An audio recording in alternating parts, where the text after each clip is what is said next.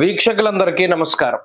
2025వ సంవత్సరం మే నెలలో ద్వాదశ రాశుల వారికి ఏ విధమైనటువంటి శుభాశుభ ఫలితాలు కలగబోతూ ఉన్నాయో తెలుసుకోవడానికి ముందు మే నెలలో ఉండేటువంటి ముఖ్యమైన గ్రహాల తాలూకు స్థితిగతులను గనక పరిశీలన చేస్తే మే నెల 7వ తారీఖున చాలా కాలంగా బుధుడు మీనరాశిలోనే సంచరిస్తూ ఉన్నారు.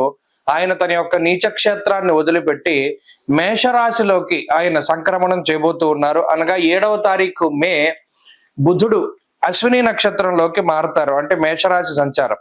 అలాగే 15వ తారీఖు మే 2 సంక్రమణాలు కనబడుతూ ఉన్నాయి. ఒకటి వృషభ సంక్రమణం, అనగా రవిగ్రహం వృషభ రాశిలోకి సంచారం చేస్తారు. తర్వాత పుష్కరాలు ప్రారంభమయ్యేటువంటి రోజు, అది ఎంత గొప్ప రోజు అంటే రవి సంక్రమణ పుణ్యకాలము మరియు గురుడు సంక్రమించేటువంటి పుణ్యకాలము 15వ తారీఖు నాడు చాలా గొప్ప రోజు. ఆ రోజునే 2 గ్రహాలు మారుతూ ఉన్నాయి. గురుడు మిథున రాశిలోకి ప్రవేశిస్తున్నారు, రవి వృషభంలోకి ప్రవేశిస్తున్నారు. అలాగే మే నెల 21వ తారీఖున రాహుకేతువుల యొక్క మార్పు, అనగా కుంభరాశిలోకి రాహు యొక్క మార్పు మరియు సింహరాశిలోకి కేతు యొక్క ప్రవేశం జరగబోతూ ఉన్నది. అలాగే మాసం చివరిలో బుధుడు మరలా మేషాన్ని వదిలిపెట్టి వృషభంలోకి వెళ్ళిపోతారు. మిగతా గ్రహాలన్నీ, అనగా శనేశ్వరుడు శుక్రుడు మీనరాశి యందు ఉన్నారు. అలాగే కుజుడు కర్కాటక రాశి యందు సంచారం చేస్తూ ఉన్నారు. ఇక్కడ చూడండి, ఈ మే నెల చాలా కీలకమైనటువంటి మాసం. దీర్ఘ సంచార గ్రహాలైనటువంటి గురుడు రాహుకేతువులు ఏకకాలం ముందు ఒకే నెలలో, రవి గురులు అయితే ఒకే రోజు మారుతూ ఉన్నారు. 6 రోజుల వ్యవధిలో గురు రాహుకేతువులు మారుతూ ఉన్నారు. మరి ఈ గ్రహ సంపత్తిలో మే నెల అసలు ఏ విధంగా ఉండబోతూ ఉన్నది అనేటువంటి విషయాన్ని మనం తెలుసుకుందాం. మేషరాశి వారికి మే నెల చాలా కీలకమైనటువంటి మాసంగా చెప్పవచ్చును. ఈ నెలలోనే గురుని యొక్క బలం తగ్గుతోంది. ఈ నెలలోనే రాహు యొక్క బలం ఈ రాశికి ఒక యాడెడ్ అడ్వాంటేజ్ లాగా ఉండబోతూ ఉన్నది. అలాగే బుధుని యొక్క ఆనుకూల్యత ఈ మాసంలోనే ఉన్నది, బుధుని యొక్క వ్యతిరేకత ఈ మాసంలోనే ఉన్నది. అర్ధాష్టమ కుజుని యొక్క స్థితి ఈ మాసంలోనే ఉన్నది. ఏలినాటి శనిలో భాగంగా వ్యయస్థానముందు శని శుక్రుల యొక్క స్థితి కూడా ఈ మాసంలోనే ఉంటుంది. జన్మ రవి యొక్క దోషం ఉన్నది. అలాగే జన్మ రవి యొక్క దోషం 15వ తారీఖు దాటాక తొలగిపోతూ ఉన్నది. సరే, ఈ మాసంలో ఎన్ని గ్రహాలు అనుకూలం, ఎన్ని గ్రహాలు ప్రతికూలం అనేటువంటి విషయాన్ని గనక మనం చూస్తే మే నెల 15వ తారీఖు వరకు గురుడు అనుకూలంగా ఉంటారు. మే 21వ తారీఖు నుండి రాహు అనుకూలంగా ఉంటారు.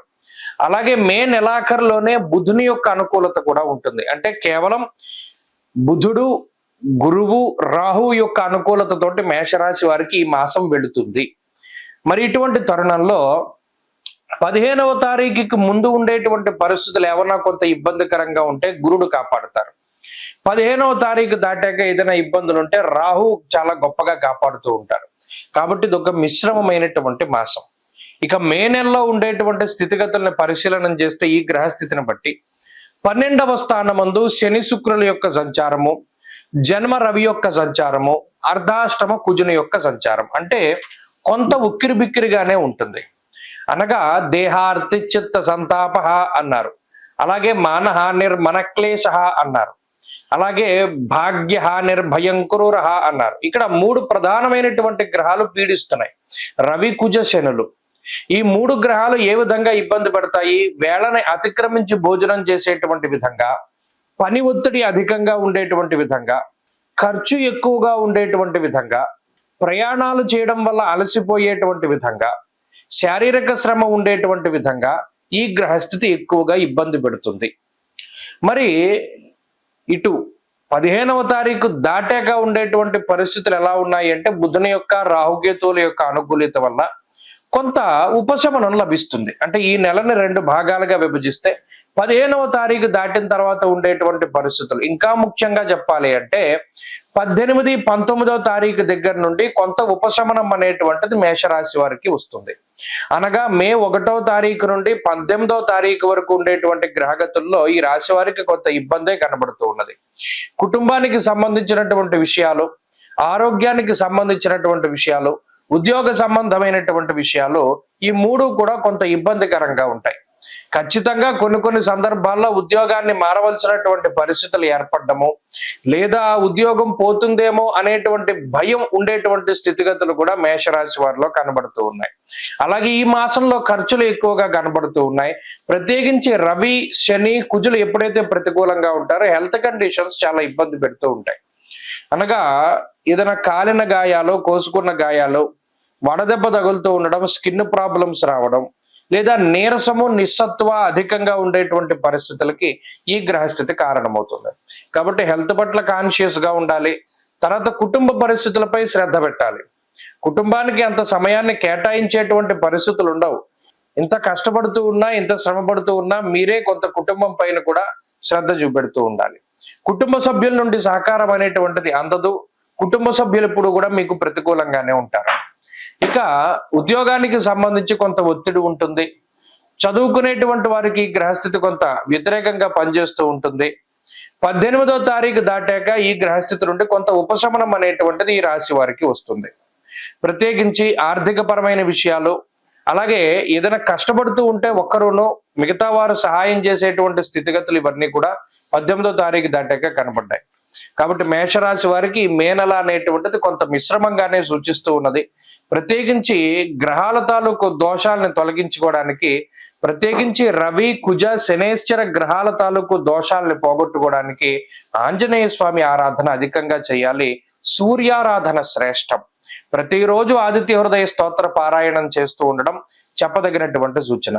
అలాగే ఈ మాసంలో ప్రత్యేకించి మంగళవారం నాడు కందిపప్పు దానం చేయడం, ఆదివారం నాడు గోధుమలు దానం చేయడం, వీలున్నంత వరకు ఈ మాసంలో మొదటి శనివారం రోజున లేదా శని త్రయోదశులు వచ్చేటువంటి సమయంలోనూ శనేశ్వరుడికి సంబంధించిన అభిషేకం జరిపించుకుని తెల్లదానం చేయడము చెప్పదగినటువంటి సూచన. రాహుకేతువుల యొక్క మార్పు అనుకూలమే, గురుడి మార్పు ప్రతికూలం. కాబట్టి 15వ తారీఖున ప్రత్యేకించి సంక్రమణం రోజున గురుగ్రహానికి జపం చేయించుకుని మూలమంత్రం, దక్షిణామూర్తి హోమం చేసుకోవడం ద్వారా కూడా ఈ మాసంలో మంచి ఫలితాలను సాధించగలుగుతారు. మే నెల 15వ తారీఖున దేవగురు అయినటువంటి బృహస్పతి ప్రస్తుత వృషభ రాశి సంచారాన్ని వదిలిపెట్టి మృగశిర నక్షత్రం 3వ పాదం మిథున రాశిలోకి, అనగా మిథున సంక్రమణం ఆయన చేయబోతూ ఉన్నారు. ఈ సంక్రమణంలో భాగంగా 12 రాశుల వారికి ఏ విధమైనటువంటి శుభాశుభ ఫలితాలు కలగబోతూ ఉన్నాయి. అలాగే ప్రత్యేకించి ఈ గురుని యొక్క సంచారానికి సంబంధించినటువంటి సందేహాలు కొన్ని ఉంటాయి. ఉదాహరణకి మిథున రాశిలో గురుని యొక్క సంచారం ప్రారంభమైనప్పుడు సరస్వతీ నదీ పుష్కరాలు అనేటువంటివి వస్తాయి. అలాగే ఈ గురుడు ప్రత్యేకించి ప్రతి సంవత్సరం గురుర్ 12 మాసాన్ని త్రింసన్మాసం శనేశ్చరః, గురువు 12 నెలల పాటు ఒక రాశి యందు సంచారం చేస్తారు జనరల్ గా. అయితే సంవత్సరంలో ఏమవుతుంది, కొన్ని సందర్భాల్లో అతిచార గతే జీవవు, గురునకు అతిచారము అనేటువంటి ఒక అవస్థ ఉంటుంది. అలాగే వక్రత్వము అనేటువంటి మరొక అవస్థ కూడా ఉంటుంది. అంటే సాధారణంగా గురుడు ప్రతి సంవత్సరంలోనూ కూడా 2 రాశుల్లో సంచారాన్ని చేస్తారు. ఇదే గురువు ఒక సంవత్సర కాలంలో 3 రాశుల్లోకి ప్రవేశం చేస్తే అది అరిష్ట యోగంగా చెప్పబడింది జ్యోతిష్ శాస్త్ర రీత్యా. సాధారణంగా ఏమవుతుంది అంటే ఒక 9 నెలల పాటు రాశిలో ఉండి ముందు రాశిలోకి వెళ్ళి వక్రించి మళ్ళా వెనక్కి వస్తూ ఉంటారు. కానీ ఇక్కడ గురుని యొక్క ఫలితాలు చెప్పేటప్పుడు ఏం చెప్తాము, సంవత్సర కాలం పాటు ఈ ఫలితమే ఉంటుంది అని చెప్తాం. శ్రోతలు ఏం చేయాలి అంటే, ఇప్పుడు మిథున రాశిలో గురుని యొక్క సంచారం వల్ల 12 రాశులకి ఫలితాలు మనం చెప్తూ ఉన్నాం. మధ్యలో అక్టోబర్ నెలలో గురుడు పునర్వసు 4వ పాదంలోకి వెళతారంటే కర్కాటక రాశిలోకి వెళ్ళి మళ్ళా డిసెంబర్ నెలలో మిథున రాశిలోకి వస్తారంటే మరలా బ్యాక్ వస్తారు. ఆ 2 నెలలు మినహాయించి మిగతా 10 నెలలకి ఈ ఫలితం అనేటువంటిది అన్వయం అవుతుంది. కాబట్టి ఆల్మోస్ట్ సంవత్సరం పాటు కూడా గురుడిచ్చేటువంటి ఫలితాలు ఏ విధంగా ఉన్నాయనేటువంటి విషయాన్ని మనం చాలా క్లుప్తంగా ఈ వీడియో ద్వారా తెలుసుకొనవచ్చును. అలాగే గురుని యొక్క కారకత్వాలు కొన్ని ఉంటాయి. యజన కీర్తి గృహ కాంచన పుత్ర వస్త్ర అశ్వాది కారకో గురు, దేవగురు అయిన బృహస్పతి సంతానానికి కారకుడు, వాహనానికి కారకులు ఆయన. అలాగే గృహానికి భూమికి సంబంధించినటువంటి కట్టుబడులకి వాటికి కూడా కారకులు, యజ్ఞయాగాది క్రతువులకి కారకులు, తీర్థయాత్రలకి దైవ దర్శనాలకి వీటికి కారకులు. ఒక్క గురుడు జాతకంలో గోచార రీత్యా బలంగా ఉంటే, జాతకంలో బలం తక్కువగా ఉన్నా కూడా కొన్ని సందర్భాల్లో గోచార గురుడు చాలా వరకు కాపాడతారు.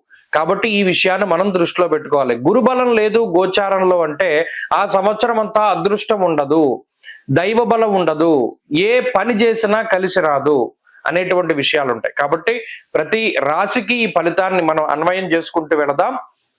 ఈ గురుని యొక్క మార్పు.